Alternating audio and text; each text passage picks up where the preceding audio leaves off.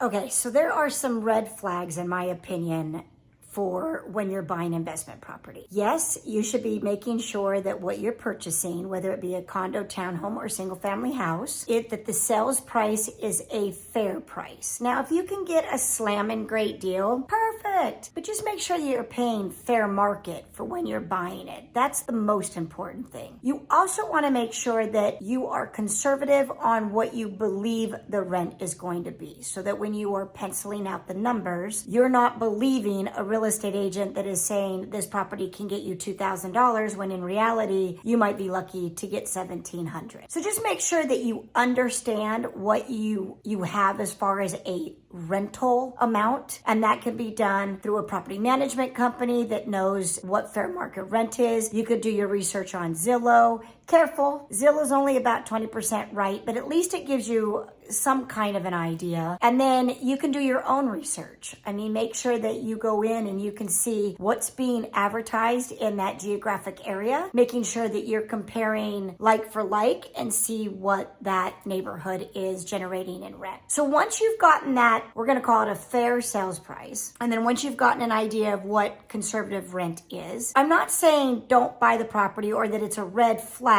if you're not making money right away, because there's a formula. You've got to put around 35% down in the Southern Nevada market right now in order to be breaking even with taxes, insurance, principal and interest. Now, if you're paying it all cash, fine, you're going to know what your rate of return is because you don't have any mortgage situation that you have to deal with. So the red flag comes in if you are overpaying for the property. So make sure you don't overpay. Fair is fine. Fair is fine. Overpaying is not. So that would be red flag number one. Red flag number two for me is what your inspector says about the property. Some inspectors can go crazy. I mean, I have seen 120 pages on an inspection and most of it was just crap. Most of it was like, we were 1 degree difference on the AC. Have a professional AC vendor come and evaluate.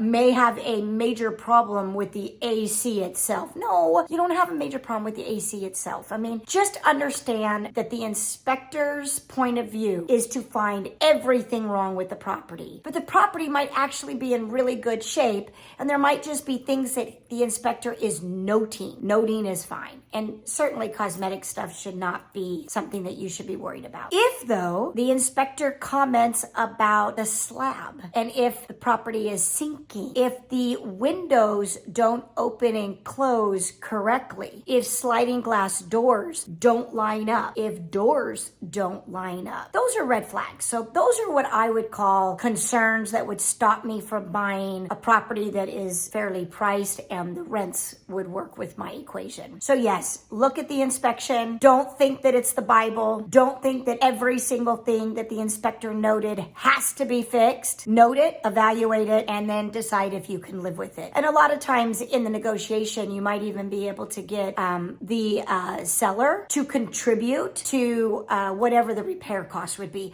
Again, do not have the seller do the repairs because they're going to do it for the absolute cheapest. And you want to make sure that whatever repair does need to get done, that you're doing it with a reliable vendor or reliable service person. And you're going to get a warranty that is going to be your warranty, not the seller's warranty. So yeah, red flag would be if the inspection comes back super, super scary. My other red flag would be too old of a property. So here in Southern Nevada, and I know it's different everywhere else, you do not want to be an investor in a really old property. And for Southern Nevada, a really old property, I know you're going to laugh, is like 1960. The pipes just are going to be too old. You're going to have major repairs. And this is the kicker. Because Las Vegas, Southern Nevada, we build so many new properties, we really don't have vendors that specialize in older properties. So it's really tough to get somebody that understands how to fix whatever's wrong with the older property. And then by the time you actually fix it, I promise you it is going to be quite costly. Example, there was an older property with a shingle roof. Well, shingles, as you know, time wears it out. Sun, wind, rain, they just don't last very long. Roofer suggested to the owner, hey, this is a rental. You want to do a good investment. let's put tile. Let's replace the shingles with tile. Great idea, right? Tiles last 30, 45 years. Problem is when you have a shingle roof, you don't have to have the weight. You don't have to worry so much about the weight of the roof. The minute you add the tiles, now your property has to be conformed to the weight of the tile. It turned into a nightmare. Owner actually ended up just going back to shingles and knowing that they're gonna have to have some roof problems and roof things in the future. So yeah, that would be something that you wanna look at. Do not go too old, at least in Southern Nevada. Other states, no problem. I know it's a great investment. They rent them out. I mean, it's great. I've Airbnb'd some of them, so I get it. But in Southern Nevada, I would say red flag for a savvy investor would be a property that is too old. Another red flag, too strict of an HOA. So here we have homeowners associations, and my goodness, they've got some power. They have a lot of power. So when you are in the process of buying a property, they are going to give you all of the CC&Rs, which are kind of the rules, the covenants, the conditions, the restrictions, all of that kind of stuff. You're going to get a big booklet of it. Do not ignore it. You might even find inside their CC&Rs that property has a rental restriction. Yeah. And the listing agent doesn't disclose it to you. Maybe because they didn't know. Maybe because the seller was grandfathered into allowing it to be a rental. So they never thought because it had been a rental. So sell it to an investor and they can rent it. Oh, no. You need to make sure that there are no rental restrictions within that community. I have had 5 owners bring me their properties for me to manage. When I have put it on the market for rent, within 2 to 3 weeks, the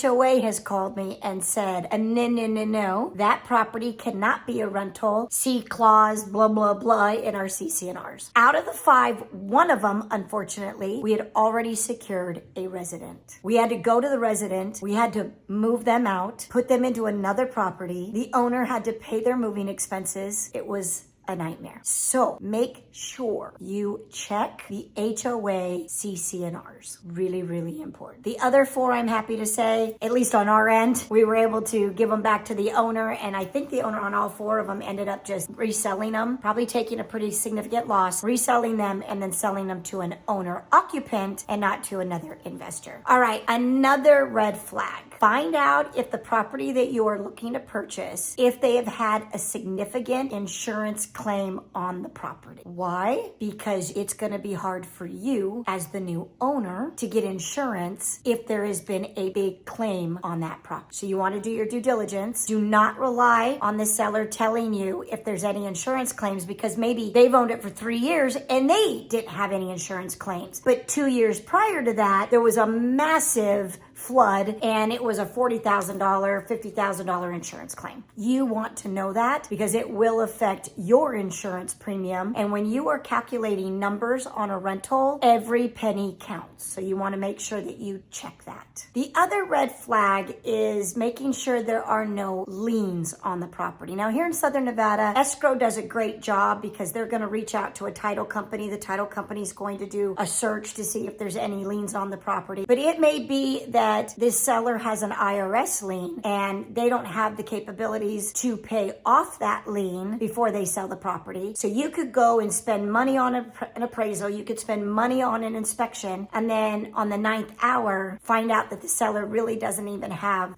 the capacity to sell that property. So that has been a red flag that I have found in the past as well. So those are some red flags that I would say do your due diligence through the escrow period, making sure that you do the research, that you ask the right questions. Hopefully this video gives you something to think about. Obviously, if you have any other additional questions or you feel like you're running into something that might be a red flag, you can always reach out to me. I'm happy to help.